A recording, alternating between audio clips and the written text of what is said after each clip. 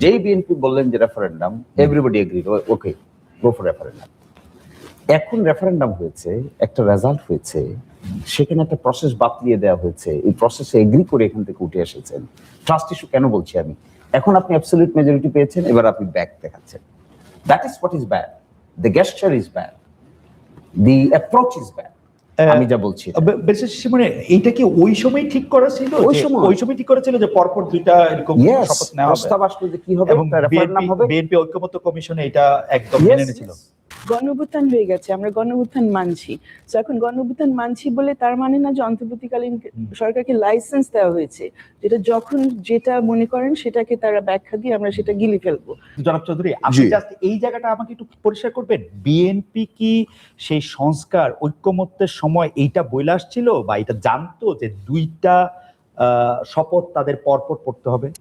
শুরুর দিন ওনারা অহংকার দেখিয়েছেন, উচিত হয়নি।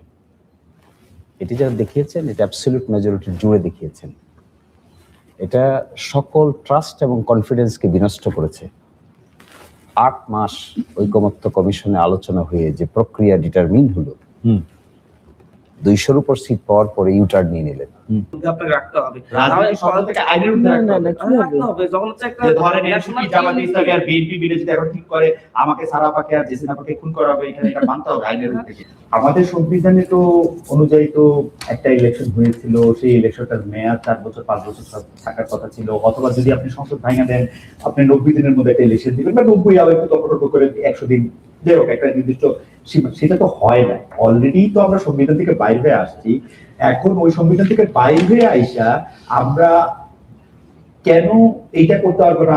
জামাতে ইসলামী বলেন অথবা বিরোধী দল যারা আছে, তারা কিন্তু অলরেডি একটা ট্র্যাপের মধ্যে পড়ে গেছে। ওই ট্র্যাপটা হচ্ছে গিয়ে আগের যেটা আমরা দেখেছি যে ভিক্টিম মেন্টালিটিতে চলে যায়, যে আমাদেরকে যেগুলো বলা হয়েছিল ওগুলো করছে না, সো আমি অলরেডি আন্দোলনমুখী হয়ে চলে যাচ্ছি। তো এই জিনিসটা আমরা কিন্তু অলরেডি ইঙ্গিত পেয়ে গেছি। ব্যারিস্টার শিশির মনির, কেমন সরকার পেলাম? অ্যাবসলিউট মেজরিটি সরকার পেলাম। এখন দেখতে হবে এই অ্যাবসলিউট মেজরিটিকে কিভাবে ইউজ করে, নাকি মিসইউজ করে। আই এক্সপেক্ট যে মিসইউজ করবেন না, অ্যাবিউজ করবেন না। অ্যাবসলিউট মেজরিটি কিন্তু অনেক সময় মানুষকে ভিন্ন মেসেজ দিয়ে দেয়। অ্যাবসলিউট মেজরিটি পাওয়া সত্ত্বেও যেন হাম্বল হন, বিনয়ী হন, তাহলে সৌন্দর্য বৃদ্ধি করে। আর আমি ধন্যবাদ দিতে চাই, আমি যেহেতু পার্টিসিপেন্ট ছিলাম, ইলেকশন, আমি ধন্যবাদ দিতে চাই ইলেকশনটাকে সঠিক করার জন্য মিলিটারির ভূমিকা। আমি আমার এলাকায় দেখেছি, without absence of armed forces it was impossible. এবং কুইক রেসপন্স বলতে যদি বাংলাদেশে কিছু বোঝায়, ফর দ্য ফার্স্ট টাইম আমি ইলেকশন দেখেছি, যেটা আমরা বিদেশে অনেক সময় 911-এ কল দিতে বুঝতে পারতাম যে কিভাবে মেডিকেল টিম এসে নিয়ে যাচ্ছে, এরকম রেসপন্স দেখেছি আমি military. But so this is, তাদের এই অ্যাপ্রিসিয়েশন পাওয়া উচিত, দেওয়া উচিত, অন্যথায় হতো না। একটা কলঙ্ক মনে হয় এখানে না করলে ভালো করতেন, to be more critic and realistic. আগের সরকারের আমলের কোন লোককে সরকারে না আনতে পারলে ভালো হতো। ওকে, ওইটা নিয়েও আমরা একটু কথা বলবো। Justice should not only be done, should be seen to have been done. ওইটা নিয়েও আমরা একটু ওইটা না হলে আমরা আরো অনেক বেশি কনফিডেন্স এবং ট্রাস্ট ফিল করতাম। এটা মনে হয় এক ধরনের মিস্টেক হয়েছে বলে আমি মনে করি, এটা উচিত হয়নি। ওইটা আর থার্ড, আমি দেখেছি চাঁদাবাজির সঙ্গে জড়িত ট্র্যাক রেকর্ড আছে, এরকম 2-1 এখন আছে। ওকে, এটা মনে হয় আরো বেশি কেয়ারফুল হলে ভালো হতো। End of the day, prime minister himself is a new person, first time MP, first time prime minister. So আমরা ওনার দিকে তাকিয়ে থাকবো যে how humble he will be and how accommodative and inclusive he will be. এবং ওনার এই accommodation এবং ইনক্লুসিভনেস পারহ্যাপস আমাদের মধ্যে একটা কনফিডেন্স গ্রো করবে যে রাষ্ট্রীয় মেকানিজমটা সামনের দিকে অগ্রসর হবে। This is what is my expectation. জি, আমার কাছে মনে হয়েছে এই দ্বিতীয় শপথটা, মানে সংবিধান সংস্কার সভার শপথটা না নেওয়া, এটা আমার কাছে অত্যন্ত যৌক্তিক মনে হয়েছে, কারণ এটার আসলে কোনো ব্যবস্থা সংবিধানের মধ্যে নেই। এবং এর আগে যে একটা আদেশের মধ্যে এটা বসিয়ে দেওয়া হয়েছে, এবং আমরা বারবার প্রফেসর আলী রিয়াজের এই বকাটা শুনেছি যেটা দিতেই হবে, করতেই হবে। আই থিঙ্ক এটা কোনোভাবে গ্রহণযোগ্য না। ওনারা চেয়েছেন অনেক কিছু করতে, অন্তর্বর্তীকালীন সরকার অনেক কিছু চাপিয়ে দিতে, বাট এটা অবভিয়াসলি আমরা যখন একটা নির্বাচনী প্রক্রিয়ার মধ্যে দিয়ে গেছি, সবাই আমরা মনে করছি যে এটা এখনই সবাই যেটা বললেন যেটা অত্যন্ত গ্রহণযোগ্য একটা প্রক্রিয়া হয়েছে। এখানে অন্য প্রসঙ্গে আপনি নিশ্চয়ই পরে আসবেন, এক্সক্লুশনের ব্যাপার, যে আওয়ামী লীগকে বাদ দিয়ে ইলেকশন করা, সেটা নিয়ে প্রশ্ন আছে। But if you accept that and you say the process has been all right, then I think আমরা তো এখন সংবিধানের অধীনেই কাজ করছি। আপনি যে সংবিধান সংশোধন করতে যাবেন তার মানে আপনি ধরেই নিচ্ছেন যে একটা সংবিধান আছে। এবং আমার প্রফেসর আলী রিয়াজের কথায় যেতে হচ্ছে, উনি বারবার বোঝাচ্ছেন আমাদেরকে যে গণঅভ্যুত্থান হয়ে গেছে, আমরা গণঅভ্যুত্থান মানছি। তো এখন গণঅভ্যুত্থান মানছি বলে তার মানে না যে অন্তর্বর্তীকালীন সরকারকে লাইসেন্স দেওয়া হয়েছে যেটা যখন যেটা মনে করেন সেটাকে তারা ব্যাখ্যা দিয়ে আমরা সেটা গিলে ফেলবো। আই থিঙ্ক এটা খুবই যৌক্তিক হয়েছে যে সংবিধান অনুযায়ী ওনারা শপথ নিয়েছেন, ওনারা এখন সাংসদ হচ্ছেন, সাংসদ হয়ে ওনারা আরেকবার দরকার হলে আরেকটা সেখানে সিদ্ধান্ত নেবেন, রেজলিউশন নেবেন, সেটা অনুযায়ী তারা অগ্রসর হতে পারেন। আমার মনে হয় সেরকম একটা নির্দেশনা আমরা অলরেডি পেয়েছি। বাট আমার কাছে এটা যৌক্তিক মনে হচ্ছে। আই হ্যাভ টু সে আমি পার্সোনালি দীর্ঘ নিঃশ্বাস ফেলেছি যখন আমি দেখলাম যে সিদ্ধান্ত দেওয়া হয়েছে। না কিন্তু আপা এইখানের মধ্যে সরি একটা যুক্তি যে দিতে চেষ্টা করা হচ্ছে যে আমাদের সংবিধানে তো অনুযায়ী তো একটা ইলেকশন হয়েছিল, সেই ইলেকশনটার মেয়াদ 4 বছর 5 বছর থাকার কথা ছিল, অথবা যদি আপনি সংসদ ভাঙা দেন আপনি 90 দিনের মধ্যে একটা ইলেকশন দিবেন, বা 90 আবার একটু তর্ক করে 100 দিন দেওয়া একটা নির্দিষ্ট সীমা, সেটা তো হয় না। অলরেডি তো আমরা সংবিধান থেকে বাইরে আসছি, এখন ওই সংবিধান থেকে বাইরে আইসা আমরা কেন এইটা করতে পারবো না আমাদের মানে সংস্কারটা? আই থিঙ্ক এটা অত জটিল না আসলে। আমরা ওটা থেকে বের হয়ে আসছি, ওটা প্র্যাকটিক্যালি হয়ে গেছে। আমি ইলেকশনটা হয়নি, একটা সরকার উৎখাত হয়েছে অথবা পালিয়ে গেছে, যে ভাই বলেন ওটা ছিল না। ওই অবস্থার মধ্যে একটা ভ্যাকুয়ামের মধ্যে অন্তর্বর্তীকালীন সরকার গঠিত হয়েছে, যেটা সম্ভব না অন্য কোনো ভাবে সর্ট আউট করা, সেটা ওরকম হয়েছে। কিন্তু অন্য সব ক্ষেত্রে তো সংবিধান চলছে। আমরা প্রত্যেকদিন কোর্টে যাই না, রিট ফাইল করি না, কিসের আন্ডারে ফাইল করি? অন্তর্বর্তীকালীন সরকারের কোনো আদেশ, রাষ্ট্রপতির কোনো আদেশ নাকি সংবিধান অনুযায়ী, সেটা তো আমরা করে যাচ্ছি। তো অন্য সব ক্ষেত্রে তো আমরা সংবিধান যেখানে আমরা পারছি পালন করছি। সেখানে আই থিঙ্ক এটা অতি জটিল। এখানে ক্ষতিটা কি?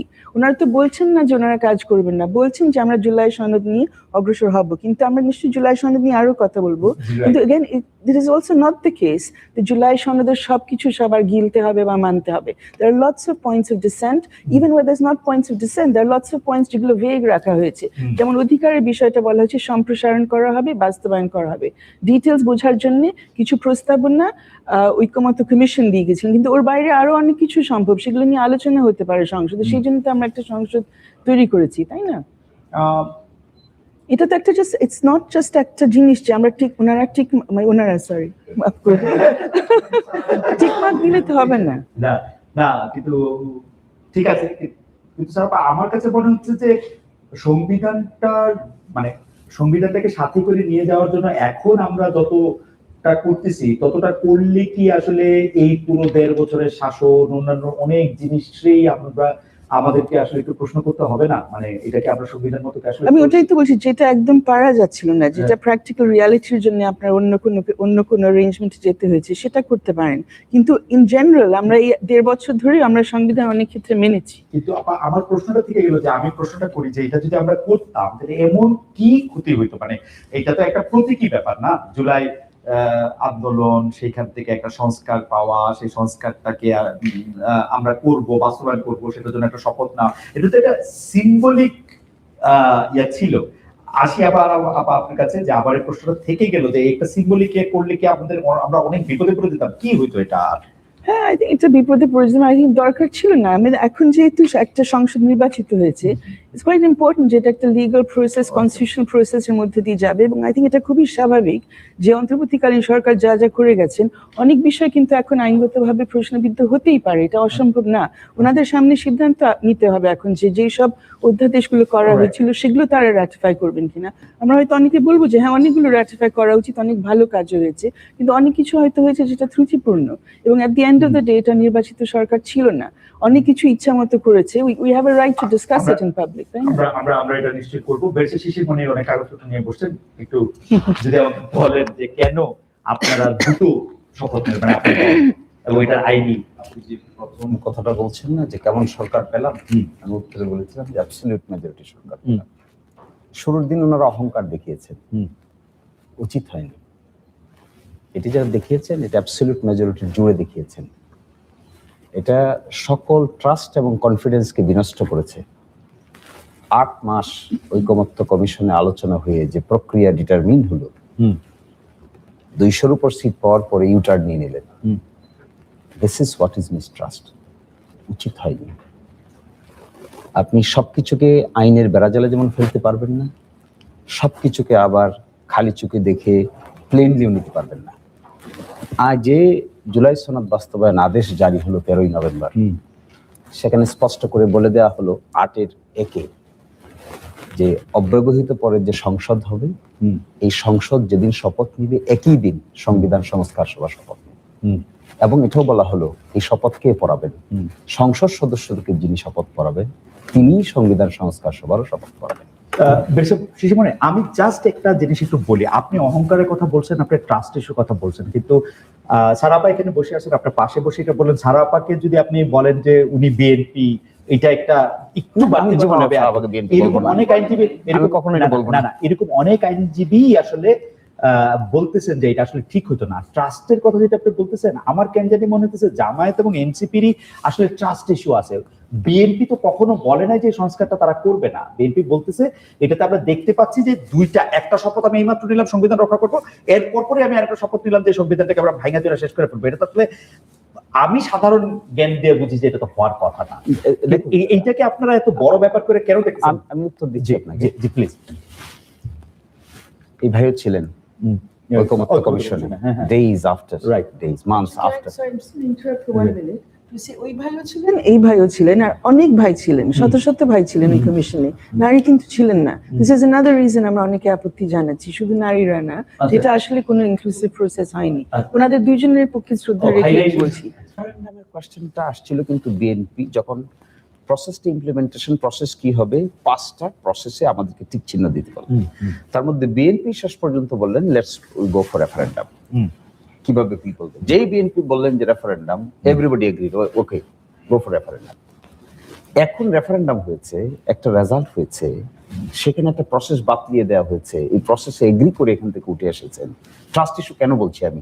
এখন আপনি অ্যাবসলিউট মেজরিটি পেয়েছেন, এবার আপনি ব্যাক দেখাচ্ছেন। That is what is bad. The গেস্টার is bad, the approach is bad. আমি যা বলছি মানে এইটা কি ওই সময় ঠিক করা ছিল? ওই সময় ঠিক করা ছিল যে পরপর দুইটা এরকম শপথ নেওয়া হবে, প্রস্তাব আসলো যে কি হবে, রেফারেন্ডাম হবে। বিএনপি ঐক্যমত্য কমিশনে এটা একদম মেনে নিয়েছিল। যখন এগ্রি হলো 5টা অপশন নিয়ে আসলো এবং সেগুলো সব রেকর্ড। ওই বৈঠকে তো এগ্রি করলেন, আদেশ জারি হলো, রেফারেন্ডাম হলো, এভাবেই হবে, দুটো শপথ হবে, একই বৈঠকে হবে, সবকিছু ঠিক হলো। আপনি এখন এসে ঘুরলেন কেন? That is what is the trust issue. Okay, আপনি যদি ঘুরবেন একদম পরিষ্কার। আমি আসবো আপনার কাছে। প্রথম হচ্ছে গিয়ে আপনি যে কথাটা দিয়ে শুরু করেছিলেন, এখানে জামাতে ইসলামী বলেন অথবা বিরোধী দল যারা আছে তারা কিন্তু অলরেডি একটা ট্র্যাপের মধ্যে পড়ে গেছে। ও ট্র্যাপটা হচ্ছে গিয়ে আগের যেটা আমরা দেখেছি যে ভিক্টিম মেন্টালিটিতে চলে যায়, যে আমাদেরকে যেগুলো বলা হয়েছিল ওগুলো করছে না, সো আমি অলরেডি আন্দোলনমুখী হয়ে চলে যাচ্ছি। তো এই জিনিসটা আমরা কিন্তু অলরেডি ইঙ্গিত পেয়ে গেছি। উনি একটু একটা কথা বললাম, অহংকার দেখিয়েছি আমরা। আমি অহংকার দেখাইনি, আমি সম্মান দেখিয়েছি সংবিধানের জন্য। আপনারা যখন ঐক্যমত্য কমিশন সবগুলাতে বসেছিলেন তখন কিন্তু আপনারা কোনো সময় বলেন নাই যে আমরা এই সংবিধান আর মানি না। আমাদের প্রথম দিন কিন্তু জনাব চৌধুরী, আপনি জাস্ট এই জায়গাটা আমাকে একটু পরিষ্কার করবেন। বিএনপি কি সেই সংস্কার ঐক্যমত্যের সময় এইটা বইলা আসছিল বা এটা জানতো যে দুইটা শপথ তাদের পরপর পড়তে হবে? Absolutely not, absolutely not. আমাদেরকে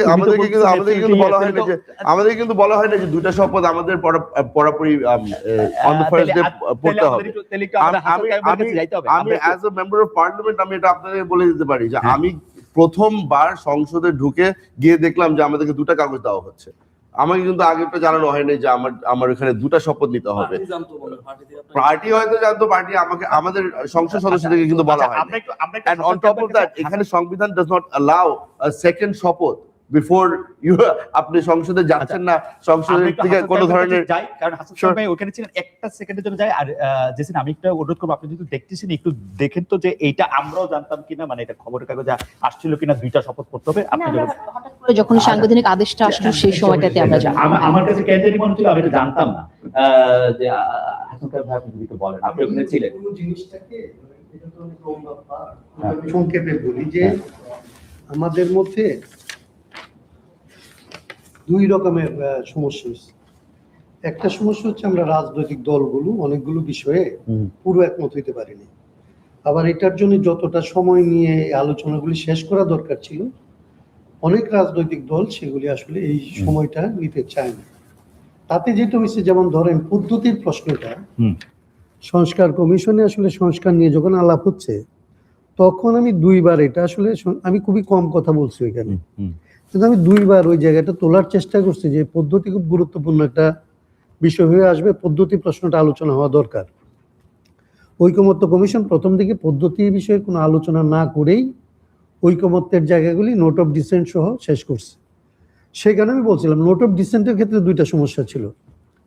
নোট অফ ডিসেন্ট সম্পর্কে আমরা জানি যে আসলে আমার একটা ভিন্ন মত আছে, কিন্তু আমি মেনে নিচ্ছি, এটা কি আমরা note of December note of dissent, কিন্তু ধরেন একটা কাউন্টার প্রপোজাল আছে, অপোজিশন আছে, ক্লিয়ার অপোজ করতেছি। ধরেন একটা পার্টি বলতেছে যে মূলনীতিতে হাত দেওয়া যাবে না, আমি এটাকেও নোট অফ ডিসেন্ট বলতেছি। তার মানে নোট অফ ডিসেন্ট নিয়ে তিন ধরনের বিষয়কে নোট অফ ডিসেন্ট হিসেবে চালানো হয়েছে। এটা নিয়ে আমি কথা তুলছিলাম যে এটার ক্লারিফিকেশন লাগবে, আদারওয়াইজ এই ঝামেলাগুলি পরবর্তীতে আসবে। পদ্ধতি নিয়ে আমি এটা বলছিলাম। পদ্ধতি নিয়ে ধরেন এই যে সংবিধান সংস্কারের আমি শেষ করি, দর্শকরাও এটা খুব উদ্গ্রীব হয়ে আছে, আমিও। মানে সরল প্রশ্ন, এই যে দুইটা শপথ পড়তে হবে, বিএনপি এটা সাইন করার আগে জানতো কিনা? বিএনপির জানার কথা, এখন ধরেন বিএনপির আমি দেখি মানে ওই জায়গায় কথাটা বলা খুব মুশকিল। ধরেন বিএনপি তাদের নিজের দলের প্রতিনিধি হিসেবে ধরেন সালাউদ্দিন সাহেবকে এখানে পাঠাচ্ছে। এখন এই রকমের একটা সিচুয়েশনকে যখন আসলে একটা কনস্টিটিউশনাল কোশ্চেন আপনি ডিল করতেছেন, সালাউদ্দিন সাহেব খুব ন্যাচারালি এটা একটা ব্যুরোক্রেটিক অ্যাপ্রোচ থেকে আসলে কনস্টিটিউশন অ্যানালাইসিস করতেছে। ব্যুরোক্রেটিক অ্যাপ্রোচ, কন্টিনিউশনের অ্যাপ্রোচ। যারা অভ্যুত্থানকে বিপ্লব মনে করতেছে, ওরা এটাকে একদম চেঞ্জ করে ফেলার একটা জায়গা থেকে, একটা রেভলিউশনারি মানে অ্যাপ্রোচ থেকে কনস্টিটিউশনকে অ্যানালাইসিস করতেছে এবং প্রপোজ করতেছে। জামায়াতে ইসলামী আসলে কখনো এদিকে কখনো ওইদিকে, তার যেখানে যেখানে আসলে সুবিধা সেরকম। এর মধ্যে আপনি এক্সপার্টদের একটা গ্রুপকে এর মধ্যে ইনভলভ করছেন, যাদের সম্পর্কে প্রত্যেকের ধরেন পলিটিশিয়ানদের ধরেন তেমন কোনো শ্রদ্ধা ছিল না। এর বাইরে আমরা যারা ছিলাম যে কোনোভাবে একটা কমন মিনিমাম একটা ঐকমত্য দরকার, আর এটার একটা সাস্টেনেবল এক্সিকিউশন দরকার, যেটা হচ্ছে একটা সাস্টেনেবল হবে। আমরা ছিলাম সবচেয়ে লো টোনে, লো ভয়েসে, কেবল চাচ্ছিলাম যে সবাই মিলে এটা করেন। আমি কথাটা বলছি এই জন্যে যে সবগুলো জিনিস একদম টু করে আলোচনা হয়নি, আপনারা যেভাবে তুলছেন কথাটা। কিন্তু যখন আলোচনা হচ্ছে যেটা গণভোট হবে, ধরেন গণভোটের কোশ্চেন নিয়ে তো বিতর্ক আলোচনা হয় না, কিংবা ধরেন শপথ কিভাবে হবে, কিন্তু গণপরিষদ যে হবে আর এই সংবিধান সংস্কার পরিষদ যে হবে, সংস্কার পরিষদের জন্য যে আলাদা আসলে সংস্কার পরিষদ কিভাবে পরিচালিত হবে, তার জন্য যে আসলে রুলস করতে হবে, এগুলি নিয়ে তো ধরেন এক ধরনের আইন করা হয়েছে। এবং এই আইনগুলি যখন গেজেট হয়েছে, তখন আপনার ধরে নিতে হবে, আপনি ম্যাজিস্ট্রেট ছিলেন, আমরা উকিল, ওরা হয়তো ধরেন একটা এক্সকিউজ চাইতে পারে, তখন আপনাকে ধরে নিতে হবে যে একটা পার্টি হিসাবে আপনি এটা দেখছেন। জেসিন একজন রিপোর্টার হিসাবে কিংবা দলীয় হিসেবে দেখতেও পারে, নাও দেখতে পারে। আমি পার্টি টু দিস ডকুমেন্ট, আমি সিগনেটারি, আমি এগুলি কিছুই দেখি নাই। এই প্লিটা আসলে নেওয়া না। আসল ভাই আমি বলি, মানে সংবিধান সংস্কার পরিষদ এবং সংসদ দুইটা যে গঠিত হবে এবং দুইটার জন্য যে দুইটা শপথ লাগবে, এই জিনিসটা কি আপনারা অ্যাওয়্যার অফ ছিলেন? হ্যাঁ, এটা তো আমি ছিলাম এই জন্য আমি বলি আমি বলি এই জন্য যে আমার জানাটার মতো অন্য জানা নাও থাকতে পারে। আমার অ্যাপ্রোচ ছিল, কারণ আমি নিজে এটা প্রপোজ করছি, সো আমার জানাটা দিয়ে এখানে কমন জানাটাকে ইয়ে করা বলা যাবে। প্রথম দিন যেদিন আমরা সংসদে গিয়ে শপথ নিব, আপনার কি মনে হয় যে আমাদের first act as members of parliament is to violate the constitution? না, এই তর্কটা উঠবে না, আপনার এই কনস্টিটিউশনটা, আপনি কনস্টিটিউশনটা ভায়োলেট করতেছেন, আপনি কনস্টিটিউশনটাকে it is an extraordinary situation, এটা আমি মেনে নেই। কিন্তু আপনার এখানে যদি আমাকে বলা হয় যে আমার একটা সেকেন্ড শপথ নিতে হবে, that is not in line with the constitution, that is unconstitutional. আমি on the first day as a member of parliament, I am not going to violate the constitution. আমাকে একটু শুনেন, আমি 1 মিনিট শুধু 30 সেকেন্ড বলি আপনাকে। আপনি ওইখানে এমপি হইছেন হচ্ছে দুইটা কন্ডিশনে, যে আপনি স্বৈরতন্ত্রকে আর এখানে ঢুকতে দেবেন না। That is actually not. I was elected as a member of তাহলে হচ্ছে parliament আপনি by the mandate of the people. অভ্যুত্থানের স্পিরিটের সাথে নাই, আপনি অভ্যুত্থানের স্পিরিটের সাথে নাই। আমি কিন্তু সারা আপার সাথে একমত। আমার কাছে মনে হয় এই দুইটা জিনিস পরপর শপথ পড়া এবং একটা শপথ পড়া একটা শপথ পড়া এটা হয় না আসলে। আমি তো কারণ বুঝি আর কি, এটা হয় না।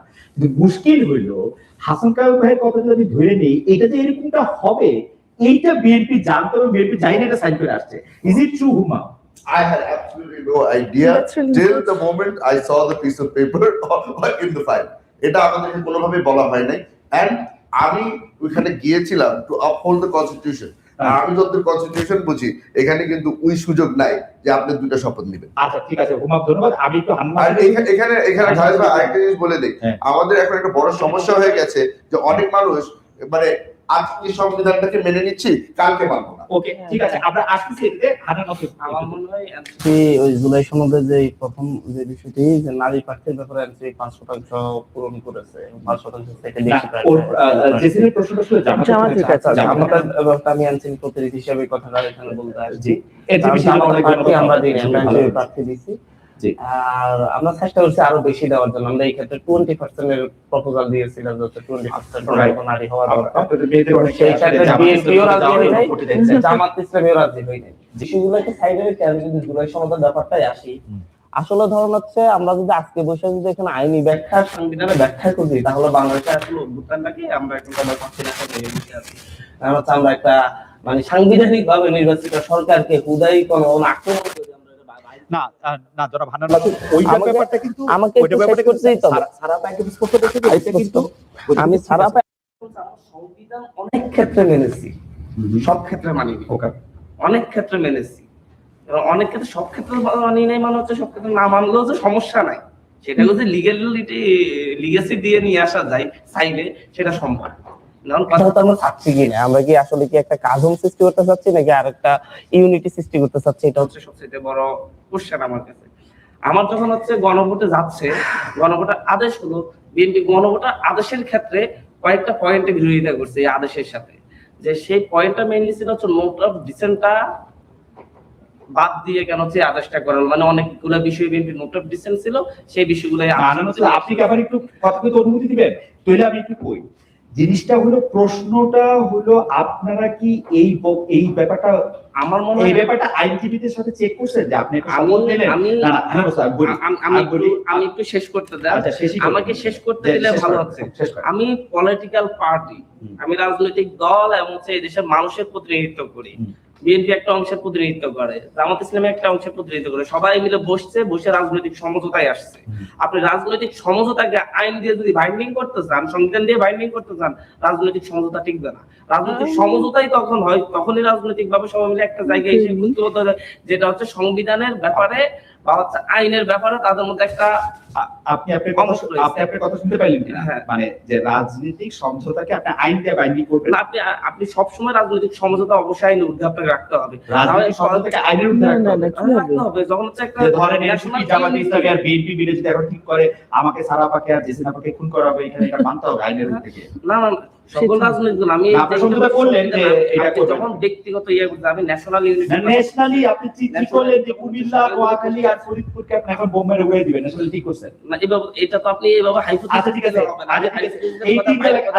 এই তিন জেলাকে আপনি সবার শেষে খাওয়া দিবেন, হাইপোথেসিস করলে হবে না। আপনি আমার একটা এইভাবে তো আপনি অনেক হাইপোথেসিস কথা বলতে পারেন। এই হাইপোথেসিসের বাইরে কি আমি বলতে চাচ্ছি, যখন গণ অভ্যুত্থান ঘটার পরে আপনারা সবাই মিলে বসে ঠিক করলো যে হচ্ছে কাকে নিয়ে সরকার গঠন করবে, এমন কি তাহলে এটা কি সকল সারা দেশের মানুষকে এটা অনুমতি দিছে? মানে সকল রাজনৈতিক দল বসে ঠিক করলো যে ডক্টর ইউনূসের নেতৃত্বে সরকারটা হবে, এটা সারা দেশের সব মানুষ অনুমতি দিচ্ছে? নাই, আওয়ামী লীগের তো 20% মানুষ অনুমতি দেয়নি। আপনি সেটাই এটা কেন মেনে নিতে হয়েছে? কারণ পলিটিক্যালি যখন একটা ক্রাইসিস তৈরি হয়েছে, আপনি ক্রাইসিসের সময় যখন পলিটিক্যাল পার্টিগুলো একত্রিত হয়ে কোনো সমঝোতা করে, কোনো সিদ্ধান্ত নেয়, এটাকে আপনি তখন সংবিধানের উপরে জায়গা করে দিয়েছেন, তখনই দিয়েছেন। এরপর জাস্ট হচ্ছে একটা এই ব্যাপারটার সাথে আমি কিছু আমি কিছু না এখন এইবার একটু থামতে হবে, এটা আপনার বক্তব্যের সাথে এই বক্তব্যের সাথে একমত, আপনার বক্তব্যের সাথে এই জায়গা এটাতে এটাতে রাজনৈতিক সমঝোতা যেহেতু হয়েছে, সংবিধানের চেয়ে এখন রাজনৈতিক সমঝোতা বা জনগণের আকাঙ্ক্ষাটা বড়। ক্রাইসিস যখন তৈরি হয়েছে, জন আকাঙ্ক্ষা যখন তৈরি হয়েছে, জন আকাঙ্ক্ষাটা আপনি মেনে নিয়েছেন। বিএনপি, এখন আমি কথা বলতেছি স্পেসিফিক একটা বিএনপির জায়গায়, বিএনপি এই জায়গায় রাজি হয়েছে যখন হচ্ছে জুলাই সনদ দিল, জুলাই সনদের ঘোষণাপত্র দিল, বাচ্চা আদেশ দিল, জুলাই কি বলে সংবিধান সংস্কার পরিষদ আদেশ বা হচ্ছে সংবিধান সনদ বাস্তবায়ন আদেশ, সেই আদেশের ক্ষেত্রে বিএনপি বিরোধিতা করছে কোন জায়গায়? ওকে, গণভোটের আগে বিএনপি রাজনৈতিক দল হিসেবে বিরোধিতা করছে। আপনি যে এক কথাই বারবার বলতেছেন আর আমার ধমকি দিতেছেন, আমার শেষ করতে দেন। আমি এক কথা গত 2 মিনিট ধরে বলতেছেন, আপনি যখন আমাকে বাধা দিচ্ছেন তখন আমাকে আবার প্রথম থেকে শুরু আবার বলতে হচ্ছে। আপনি বাধা না দিয়ে আমাকে, আচ্ছা ঠিক আছে, বাধা না দিয়ে 30 সেকেন্ড। যেহেতু হচ্ছে বিএনপি ওই জায়গায় বিরোধিতা করে নাই যে হচ্ছে একসাথে সংবিধান সংস্কার পরিষদের সদস্য হিসেবে তারা শপথ নেবে না, এই কথা গণভোটের আগে একবারের জন্য বলেন। ইলেকশনের পরে তারা বিরোধী দলের সাথে দেখা করছে, জামাত ইসলামী আমিরের সাথে দেখা করছে, এই এনসিপি নাহিদ ইসলামের সাথে দেখা করছে, কথা বলছে, আলাপ হয়েছে। আমরা যেহেতু হচ্ছে রাজনৈতিক ভাবে একটা ভালো পরিবেশ চাচ্ছি, সেখানেও এই ব্যাপারটা আলাপ হতে পারত, সেখানেও তারেক রহমান সাহেব বলতে পারতেন যে হচ্ছে দেখো এটা আইনি ভাবে সমস্যা আছে, বা সালাউদ্দিন আহমদ সাহেবকে নিয়ে যে ব্যাখ্যা করে বলতে পারতো যে আমরা এখন করবো না, আমরা 1 মাস পরে আমরা সংবিধানে তফসিলে যুক্ত করে তারপরে শপথ নিব। আমার মনে হয় যে নাহিদ ইসলামও দ্বিমত করতো না, বা শফিকুর রহমান এই ব্যাপারে আলাপ হয়নি, কোনো ধরনের আলাপ হয়নি। এটা আমরা পরদিন সকালবেলা জানতে পারতেছি যে হচ্ছে তারা এটা নিবে। খুবই আপনারা কিছু বলতে হবে না, আপনার পয়েন্ট রেজ করা হয়েছে। পলিটিক্যালি একটা রাজনৈতিক সরকার যখন সমঝোতার ভিত্তিতে একটা নির্বাচনের ভিত্তিতে আইসা একটা সরকার আইসা অ্যাবসলিউট মেজরিটি পেয়ে যখন সকালবেলা ডিরেক্টলি এককভাবে সিদ্ধান্ত নিয়ে একটা গণভোটের রায়ের বাইরে চলে যায়, একটা গণভোটের রায়ের বাইরে গিয়ে তারা তাদের শুধু সংবিধানটাকে দেখায়, গণভোটটাও তো সংবিধান সম্মত হয়েছে কিনা আপনি এটা নিয়ে প্রশ্ন তুলতে পারেন। একদম পয়েন্ট, একদম পয়েন্ট আপনি রেজ করতে পারো। একটু ঘুমাতে দিতে শুনি। টেবিলে প্রস্তাবটা হচ্ছে যে আপনারা যেটা মাইনে আসছেন সেটা মানেন নাই, অহংকার দেখায়। যদি আমি শিশির মনিকে আমি আবারও বলছি, এখানে অহংকারের বিষয় ছিল না, এখানে যে আপনারা এটা আলোচনা করতে পারতেন আগে, সংবিধানের প্রতি সম্মান দেখিয়ে আমরা শপথ নিয়েছি।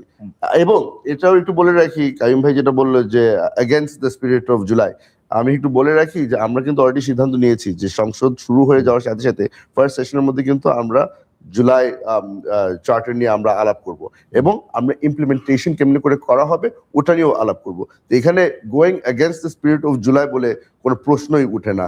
আমার যেটা এখন একটু সন্দেহ হচ্ছে যে আমরা আগের দিকেই আবার চলে গেছি, চেতনার ব্যবসা আবার শুরু হয়ে গেছে।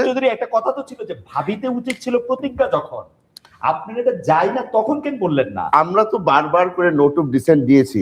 কাইয়ুম ভাই যেটা বললো যে নোট অফ ডিসেন্টেরও এখন 3টা মিনিং চলে আসছে, যে ডিসেন্ট মানে maybe, no and absolutely not. এই জিনিসটা তো আমার মনে হয় যে না আপনার কথা তো অনেকক্ষণ আমরা শুনলাম, আমি একটু শুনে ভাই, গণভোটের প্রপোজালও আমরাই দিয়েছিলাম, হাউএভার গণভোটের মানে না যে আমরা আনকনস্টিটিউশনাল একটা রাস্তায় চলে যাব।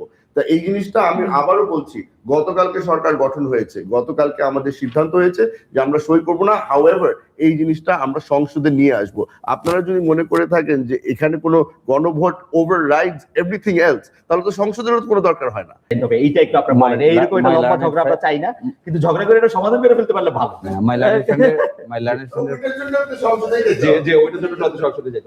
মাইলানের ফ্রেন্ডের ইস্যুর ফার্স্ট রেসপন্স হলো যে গণভোটে অংশগ্রহণ করেছেন, হা ভোটের ক্যাম্পেইন করেছেন, is there in concept of in the constitution such a referendum? পাবেন ছিল আপনি না, it's not the style of referendum. এখন যে রেফারেন্ডাম করেছে এই ধরনের কোন রেফারেন্ডাম সংবিধানে নাই। সেকেন্ড প্রশ্ন আসেন, গণভোটে উপস্থাপিত প্রশ্নের আইনে বলা হচ্ছে উত্তরে প্রদত্ত সংখ্যাগরিষ্ঠ ভোট হারসূচক হইলে এই আদেশ জারির অব্যবহিত পর অনুষ্ঠিতব্য জাতীয় সংসদের সাধারণ নির্বাচনে নির্বাচিত প্রতিনিধিদের সমন্বয়ে একটি সংবিধান সংস্কার পরিষদ গঠিত হইবে। এই সংবিধান সংস্কার পরিষদ একই দিনে শপথ নিবে, এই সংবিধান সংস্কার পরিষদের শপথ পড়াবেন সিইসি। এই আইন যে ওনারা মানলেন না, এই আইন কি স্টে আছে? এই আদেশ যে মানলেন না, দিস ইজ ল, গেজেট হয়েছে, this is law in all definition, this is law. এই আইন মানলেন না কেন? এই জন্য উই আর অ্যাকিউজিং দেম। আপনি ওটা আবার একটু পড়েন তো, এটাকে একদম সেই দিনই করিতে হইবে শপথটা? হ্যাঁ, এই যে দেখায়, আচ্ছা, নির্বাচিত প্রতিনিধিগণ সংসদ সদস্য হিসেবে শপথ গ্রহণের পর একই শপথ অনুষ্ঠানে এই আদেশের তফসিল একে বর্ণিত সংবিধান সংস্কার পরিষদের শপথ গ্রহণ। আমি একটা আইনের মানে যতদূর বুঝে আমি একটা কথা বলি, আমি এটা খেয়াল করে নেই যে একই শপথের অনুষ্ঠান আমার কাছে মনে হয় এটা যদি কেউ চ্যালেঞ্জ করে একই শপথের দিন আমি করবো না, এটা টিকবে না। ওকে, ঠিক আছে, তাহলে যতক্ষণ আপনি চ্যালেঞ্জ করেন নাই, যতক্ষণ জানেন নাই, এত stay করেন নাই, সারা আপনি মানেন চ্যালেঞ্জ কেন? করেন না কেন? এটা মানে এটা কি মানেন কেন? এই জন্য এটা তো আমরা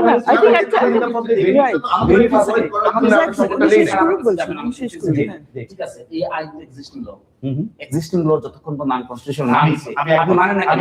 এই জন্য আমি বলছি যে আমি বিএনপি একমত। এখানে জোর দেখিয়েছে, জোর দেখিয়েছে। আইন থাকা সত্ত্বেও মানে 212টা জোর দেখেছে। Yes. ওকে।